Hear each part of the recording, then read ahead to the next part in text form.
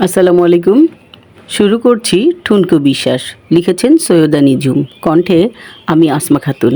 মানুষের সাথে মিশলে বোঝা যায় আসলে প্রত্যেকটা মানুষের জীবনে এক একটা গল্প। প্রতিটি মানুষের বৈশিষ্ট্য যেমন আলাদা, জীবনের গল্পগুলোও আলাদা। অনেক সময় মানুষ ভাবে এক, হয়ে যায় আরেক। প্রতিটি মানুষের জীবনে এক একটি আঘাতে চুরমার হয়ে যায় মধুর স্বপ্নগুলো। জীবনে কিছু কিছু স্বপ্ন স্বপ্নই রয়ে যায়। মাঝে মাঝে ভাবি, দুঃখ না থাকলে সুখের মূল্য যে আমরা উপলব্ধি করতে পারবো না। অসুস্থ না হলে সুস্থতা যে কত বড় নিয়ামত তা বুঝতেই পারবো না। আজ শেষ পরীক্ষা মেয়েদের। ওই ভাবিকে দেখতে পাচ্ছি না। অন্য এক ভাবিকে জিজ্ঞেস করি, উনি দেখিয়ে দিল। একা একা অন্যমনস্ক হয়ে কি যেন ভাবছে। সামিনা গিয়ে পাশে বসলো। কি ভাবি, কি খবর? এখন কি অবস্থা? ভাবি, যা ভেবেছিলাম ভাবি তাই হয়েছে। ওর বাবা ওই মেয়েকে বিয়ে করে আলাদা বাসায় থাকছে। সামিনা, আপনি জানেন কি করে? ভাবি, ওর অফিসের অন্য এক কলিগ আমাকে জানিয়েছে। ভাবছি মেয়েটি জানে যদি তাহলে কেমন হবে। ওর পরীক্ষা চলছে, ওর যে অনেক বড় ক্ষতি হয়ে যাবে। যা ঝড় যাচ্ছে আমার উপর দিয়েই যাক, তা যেন মেয়েকে না ছুঁয়ে যায়। স্বামীকে তো হারিয়েছি, মেয়েটাকে হারাতে চাই না। সামিনা, কি বলবো ভাবি জানি না। শুধু এইটুকু বলবো যে মেয়ের জন্য আপনাকে আরও শক্তিশালী হতে হবে, আপনাকে বেঁচে থাকতে হবে। এর মধ্যে হিমিরও এইচএসসি পরীক্ষা কাছাকাছি চলে এলো। সিমির একটা অর্ডার এলো গ্রাফিক ডিজাইনের উপর। রনি তাকে সাহায্য করছে। ওর বাবাও বেশ উৎসাহ দিচ্ছে। অস্ট্রেলিয়ান এক কোম্পানি তাকে একটা অর্ডার দিল একটা লোগো তৈরি করার জন্য। দুই ভাই বোন মিলে কাজটি করে। কোম্পানির লোকরা তার কাজের প্রশংসা করে, আরও কাজ দিল। সামিনা একটু রাগ করলো। সিমি, আগে লেখাপড়া করো।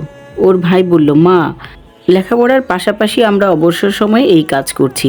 তাছাড়া অনেক মানুষ আছে যারা 2-4 মাস অপেক্ষা করেও কাজের সন্ধান মেলে না, আর আমরা তো পেয়ে গেছি। দেখো, একদিন আমরা অবশ্যই জয়ী হব। এভাবে পড়াশোনার পাশাপাশি ওরা অনলাইনেও কাজ করছে। কিন্তু হিমির আবার এসবের প্রতি ধৈর্য নেই। হিমির লেখাপড়া করার ইচ্ছা বেশি। আজ এইচএসসি পরীক্ষা শুরু হচ্ছে। হিমিকে নিয়ে আজ প্রথম দিন ওর বাবা আমি সহ নিয়ে গেলাম। রাস্তায় অনেক যানজট, কারণ অনেক পরীক্ষার্থী ছিল। সামিনা মেয়েকে পরীক্ষার হলে ঢুকিয়ে দিয়ে দোয়া করতে লাগলো সকল পরীক্ষার্থীর জন্য।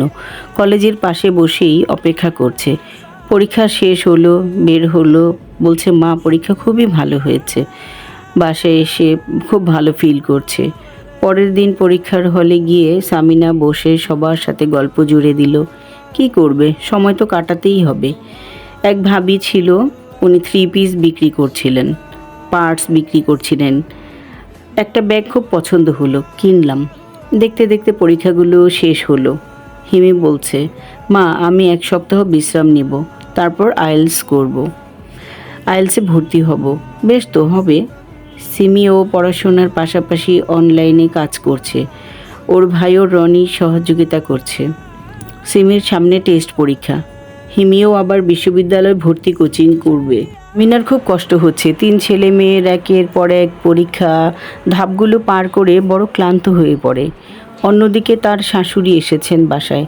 তিনি একটু অসুস্থ, তাকেও সেবা করতে হয়। তবু সামিনা বিরক্ত হতো না। সামিনার মাও অসুস্থ, তাকেও দেখতে যেতে পারছে না। বাচ্চারা যখন ছোট থাকে তখন বেড়ানোর সময় থাকে। তার মা তার ছোট বোনের বাসায় বেড়াতে গিয়ে পায়ে ব্যথা পেয়েছে। এই বয়সে ব্যথা পেলে সহজে তো আর ভালো হয় না। যাই হোক, সামিনার মন খুব খারাপ, ছটফট করছে মাকে দেখার জন্য। হাশেম বলল, চলো আজ বিকেলে আম্মাকে দেখতে যাই। সামিনা ও হাশেম বিকেলে দেখতে গেল। তাদের আসতে দেরি হওয়াতে হিমি ফোন করলো, আম্মু কখন আসবে? সামিনা বলল, তোমরা রাতের খাবার খেয়ে নাও, তোমার দাদুকে খাইয়ে ওষুধগুলো খাওয়াতে হবে। হিমিরও এইচএসসি পরীক্ষা শুরু হলো আজ। হিমি ও সামিনা একসাথে গেল সিমির সাথে পরীক্ষার সেন্টারে। হিমি ওখানে থেকে কোচিংয়ে চলে গেল। প্রতিবারের মতো গল্প করে সময়গুলো কাটানো হয়। মাঝে মাঝে একটু ঝিমুনি আসে, আবার কুশি কাটার কাজ করে সময় যাচ্ছে। এবারও এক ভাবির কষ্টের কথা শুনে মনটা খারাপ হয়ে গেল। ওই ভাবিরও মেয়ে পরীক্ষা দিচ্ছে। 2 বছর আগে এসএসসি পরীক্ষার্থী ছিল তার ছেলেটি। তার হাজব্যান্ড রিয়েল এস্টেট কোম্পানির শেয়ার হোল্ডার। তো তার ছেলের টেস্ট পরীক্ষার পর ওর বাবার সাথে সাইডে দেখতে যাওয়ার কথা। ছেলেটাকে নিয়ে যায়। ছেলেটি বাবাকে বলল, বাবা তুমি আগে দুপুরে লাঞ্চ করো, তারপর আমি করব। এমন সময় একজন মিস্ত্রি রঙের কাজ করছিল, তখন বৈদ্যুতিক তারে আটকে যায়। ওই লোকটিকে তখন শুকনো কাঠ দিয়ে ওই ভাবির ছেলেটি তাকে ছাড়িয়ে নেয়। তারপর সিঁড়ি দিয়ে নামতে গিয়ে হঠাৎ পড়ে যায়। পড়ে গিয়ে মাথার পিছনে আঘাত লেগে ছটফট করে অজ্ঞান হয়ে যায়। ওর বাবা খাবার ফেলে সাথে সাথে হাসপাতালে নিয়ে যায়। ডাক্তার তাকে মৃত ঘোষণা করে। এর চেয়ে কষ্টের আর কি হতে পারে? বাবার কাঁধে ছেলের লাশ। এ যে কত কষ্টের, এ যে কত ভারী, তা কেউ বুঝবে না। আহারে, শুনে আমারও মনটা খারাপ হয়ে গেল।